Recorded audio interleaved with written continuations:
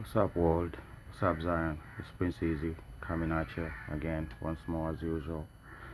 I do have a couple slides that I want to share with you in this fine that we're having, right? And of course, this is going to be primarily updates, right, pertaining to how geopolitics is unfolding before our eyes, right? So before we dive into the slides, I want to issue a popular disclaimer for the copywritten material that's going to be shared in this here video, right? So yeah, without further ado, let's dive into the madness, right? So, I think it's about time that we have a conversation about Colombia and its contribution to the world, especially when it comes to mercenaries. It's a big problem, okay? It's a big problem. Almost every active war zone right now, you would find Colombians, right? They are the world premier gun for hire, right? People keep talking about Blackwater, keep talking about this and that, right? The so-called mercenaries from Russia and all of this, right? This is some crazy work, right? Even in places that you won't believe you'll find them. In Congo, yes, they were found in Congo. Before that ceasefire, before the city of Goma was seized, I think, yes, there were active Colombians in Congo. Deep, right? Congo is deep. There's no other there's no other. So something has to be done about this, because I don't hear the Colombian government talking about it enough to deter such activity, because this will come to bite you in your hind, believe it or not. In Russia, here they are, and this is not even the first, right? She was just found laying there after being shot, and she was left there.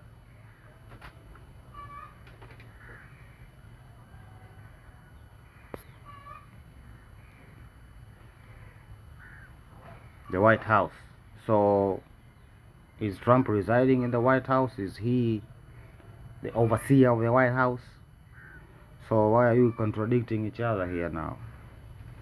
Right? This is the question of about who is in charge, right? People speculate that it's the Zionists that are in charge, right? If that was so, they wouldn't spend 30 million to get their candidate. And if it was so, then a bigger question would arise. Who is attacking Russia? Because we know for a fact that the Americans are supporting the Ukrainians. So whose war is it?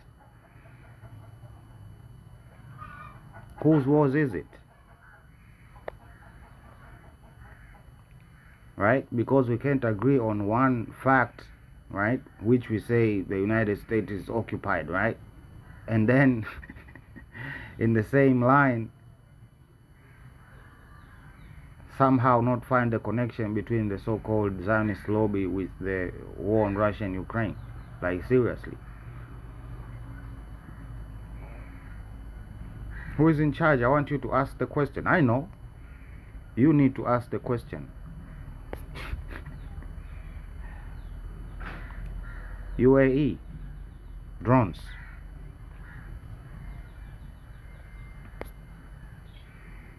Yeah.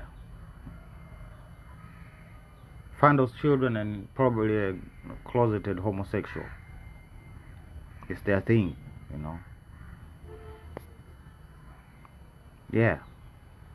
Every attribute of humanity exists here.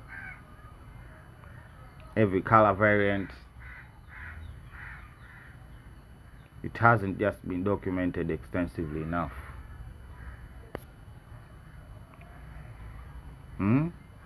More. This is proof of their violation of Iranian airspace. And some of them might have even the audacity to come and say so and so violated my airspace. Look at the amount of drones here. Okay, I'm not saying what Iran is doing is not justified. It is, right? And if, in my opinion, the Russians, they are late, right? They have been attacking their ships and taking over their ships for too long, and they have reacted too late. This was supposed to be done years when they started this narrative of a black fleet and stuff. But they didn't. It became a big problem. How many ships have they seized up to this point in European ports? This is the type of aggression that I'm against.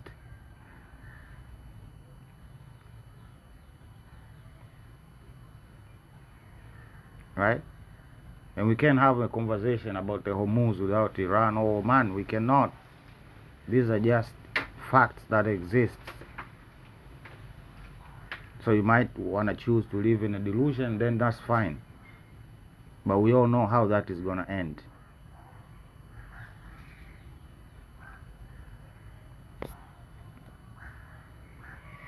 Lebanon urges.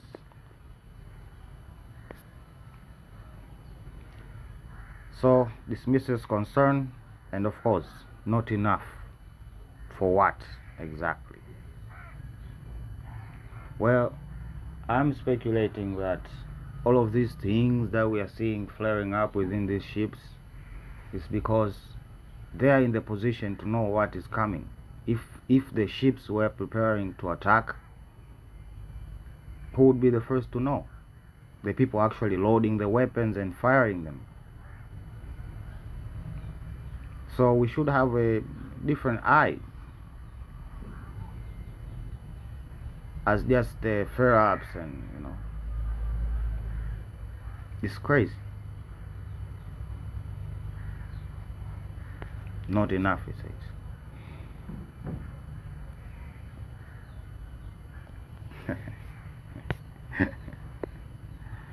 Yeah, well, these are the symptoms of programming, right? The whole intention of programming is to activate the victim when convenient, right? And the best efficient way that they have used regularly is using trigger words. Okay? Trigger words, and communism is one of them. It is, right? And I think this whole operation even began during, I think, the Vietnam War or something. They hammered it into your heads, they traumatized you enough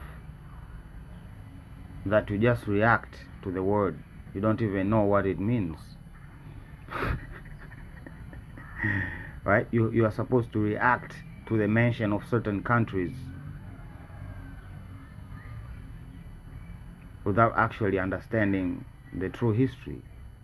Right? These are symptoms of programming. The only way to overcome it is to really ask yourself, did you come to this conclusion, or did someone else lead you to such a conclusion? All I'm saying is literacy, little bit, not even much, little bit. Right? The internet is wide, the mediums are wider. You don't even need to read a book. You can watch videos, hundreds of them out here. So the alliance is under siege, right? All of these conversations that keep flaring up and stuff, right?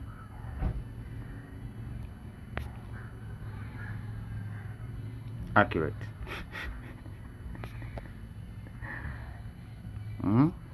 Impressive stuff, right? Impressive.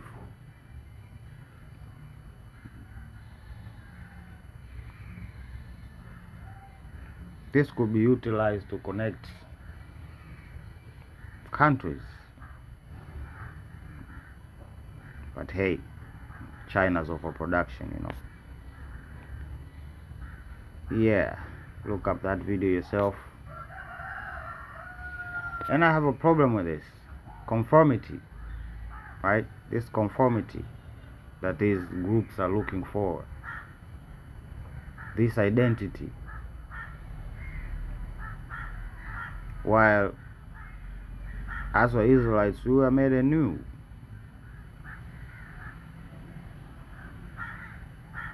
But hey, look up our film yourself. Yeah, this is, I don't know, admission of guilt, can we even call it that?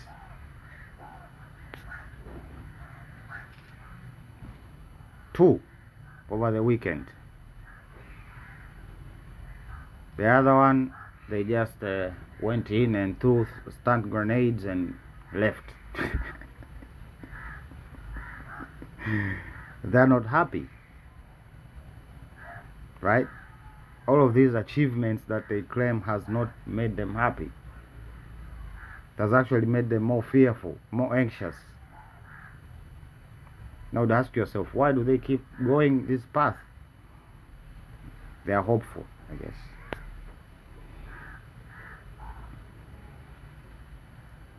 Again, who is running the show? Right? Because he speculates and points the fingers to the power that the Jewish Zionists are wielding.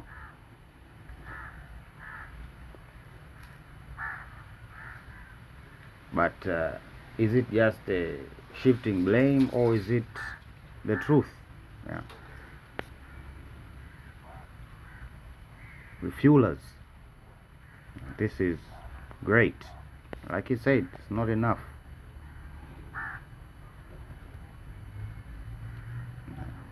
I'm here waiting to see what you're gonna do. Right? Turkish Foreign Minister Hakan Fidan has warned that Turkey, Qatar, and Egypt will take joint radical measures if Washington fails to compel Israel compliance with the Gaza transition, condemning ongoing displacement efforts and regional containment pacts in the Mediterranean. Right? And of course, we have the talk of, I don't know, Kushner meeting with the Board of Peace and stuff. Right?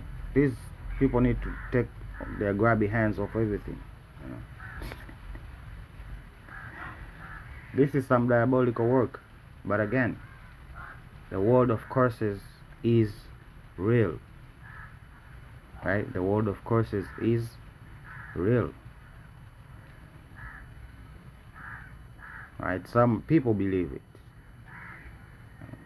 But that does not translate to its power in any matrix.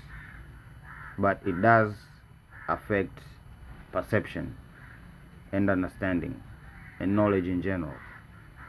Yeah. Moves appreciated, right? Qatar is coming out.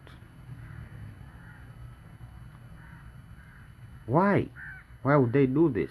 Why would they waste that fuel and the diplomatic headache to violate your airspace, Qatar? This is what I wonder.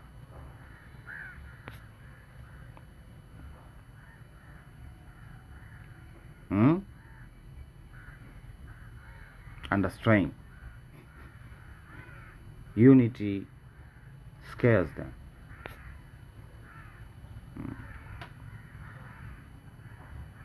Yeah, she's scared, alright. I mean, look at her. Talk about a person on drugs trying to look normal. Just end up looking pretending.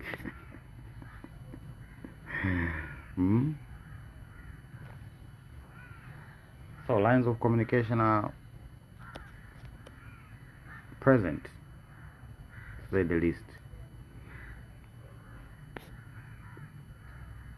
Crooks.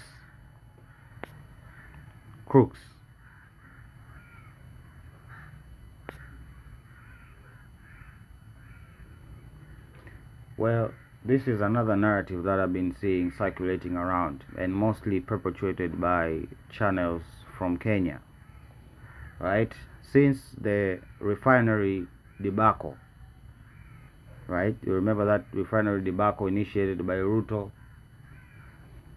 right? By not following proper diplomatic procedure. So later we found out, right? And then the refinery was taken to Kenya, right? But after a while, Tanzania and Uganda jointly agreed to build a refinery in Tanga.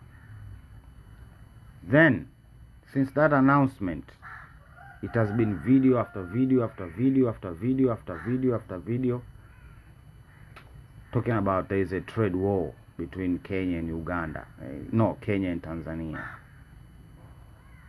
Just instigating, right? With headlines, right? Kenya is being challenged by Tanzania.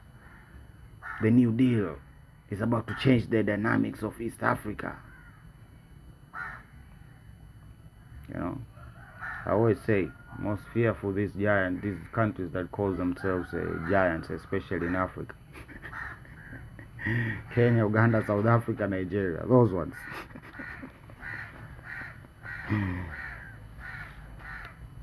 Because their focus is mainly optics and not actually the hard work it takes to be a pillar, an important pillar for other African countries. It's hard work, right? They're using such a thing as power without responsibility. That is dangerous. Right? So the question should be, how much is Kenya contributing to the economy of Tanzania, and how much is Tanzania contributing to the economy of Kenya? How about we compete about that? How about we use those metrics? Right? This is almost pathetic. And now these idiots are picking it up.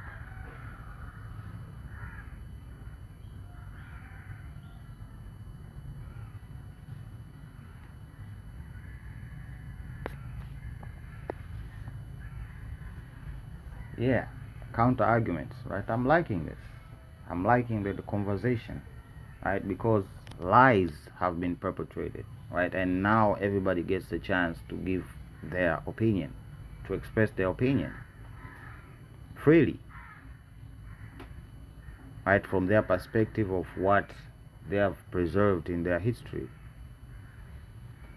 Because they have preserved a lot, right? In here in Africa, we're doing a lousy job of it anyway, as we speak. Later on, what was back then. So we can use information to build a picture of what was, right? And of course, right, the East African slave trade. Yes, 1,000 years. A lot happened in 1,000 years. A lot. Right? And then came the West African slave trade. And also, a lot happened there. Right? Which involved both people. Right? I'm friends with let me tell you a fun story. A story I had the other day with my friend, with a friend of mine. Right? There's this friend of mine. His family right now, right, his clan right now is found in Malawi, and they are one of the founding clans of the nation of Malawi, right? And he told me quite a peculiar story.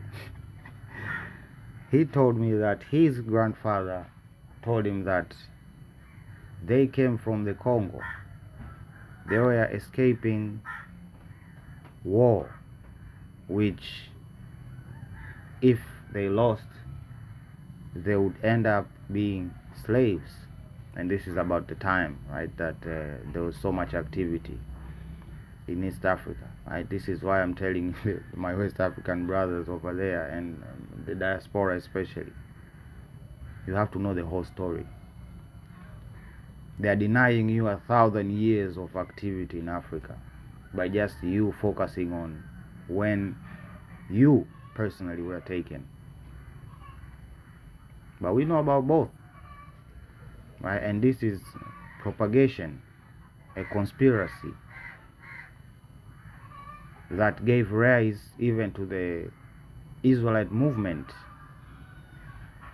in America. That's why they have this xenophobic FBA type of mentality, talking about delineation and stuff, because they have been led to believe that they are not one of us. Why? Because they were told a very specific history. So again, this is a war of narratives here. Right? Germany, France, and UK prepare their war own format for talks on Ukraine. Right? They're talking amongst themselves, not talking to Russia. This is another big disease that these people have. Again, they only care about optics. Right? This, for them, this talk about Ukraine is like a drug for them. It offers them an escape, facing their realities back home. Okay? Neither of them have the time to be conversating about what is going on in Ukraine as we speak right now. No, they do not. So what is this then? Optics. And they've done this before. They talk among each other and they think Russia will just go along with it. And then they go back to square one, and then after a time they do it again.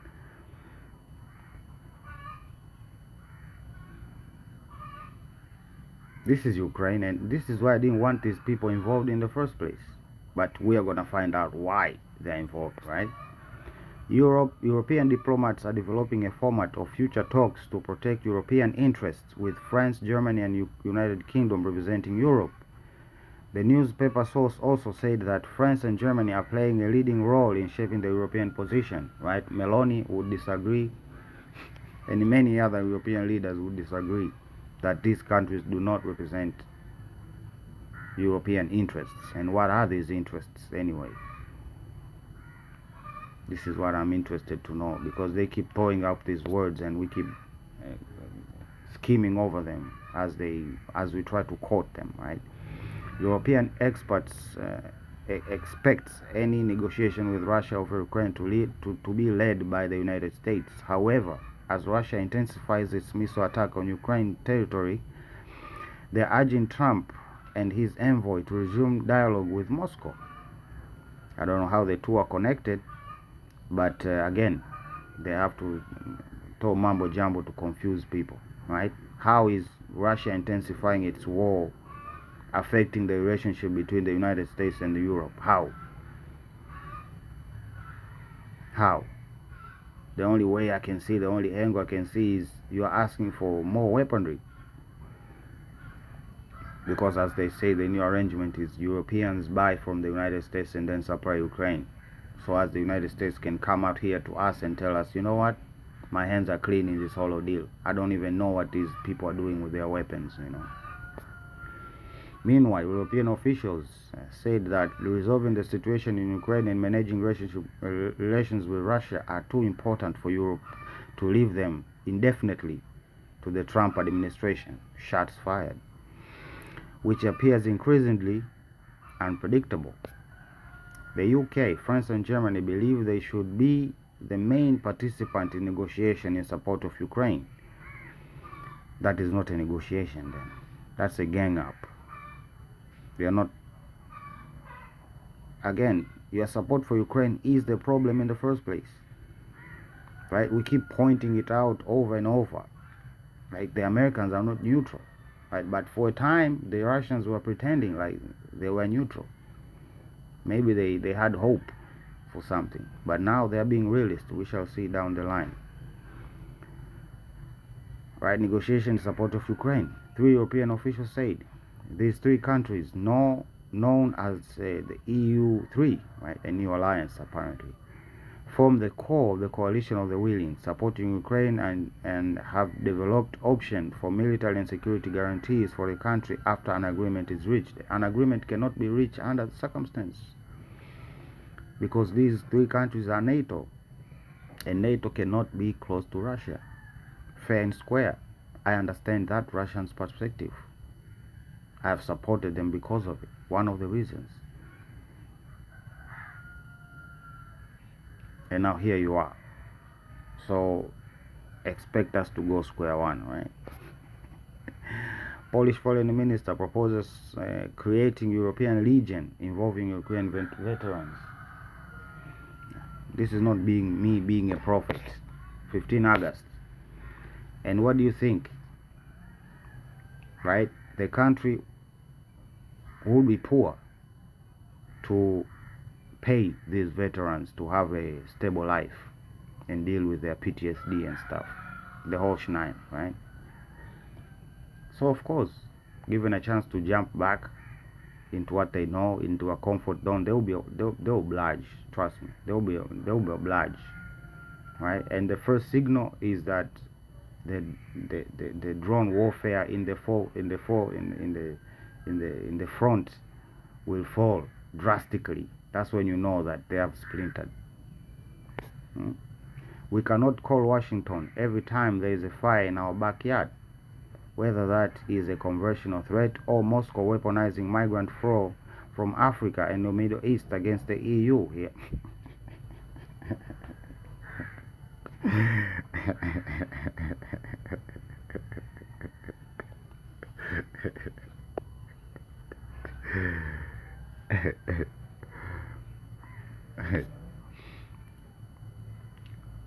Okay, let's move on. Zakharova warned that the new transfer of arms to Ukraine would cause serious damage to Russia's relationship with both the US and Turkey. Again, just like the response to the so-called Black Fleet and their piracy, this comes too late. This comes too late. So what? The negotiations were doomed from the beginning. But I was willing to go along for you to find out. Okay? And they wouldn't have to do much. But again, you have been entertaining this. And I've told Turkey, this is not even the first time. Okay? Do not cry victim later on. I have seen the arms that you have manufactured, right? From personnel carriers being burnt in Ukraine as part of NATO, right? They might have not necessarily come from you, but you have participated in the meetings, in the contributions. What do you expect to be the outcome of this? I don't understand. Attempts by the US and Turkey to use peacemaking rhetoric while simultaneously supplying weapons to Ukraine are inevitably undermining mutual trust, Zakharova complained. Yeah. So here we are. Here we are. After 4 years, we're having this conversation. Why? Perhaps it wasn't strategic for Russia at that particular time. Maybe that's why. Maybe that's the angle that we're not seeing here. But yeah, those are the updates as updates are involved. Okay. So let me not go on for long. I'm gonna put a pin on it right there, and we're gonna hear from each other when we hear from each other. Prince Easy signing out. Love you. Bye.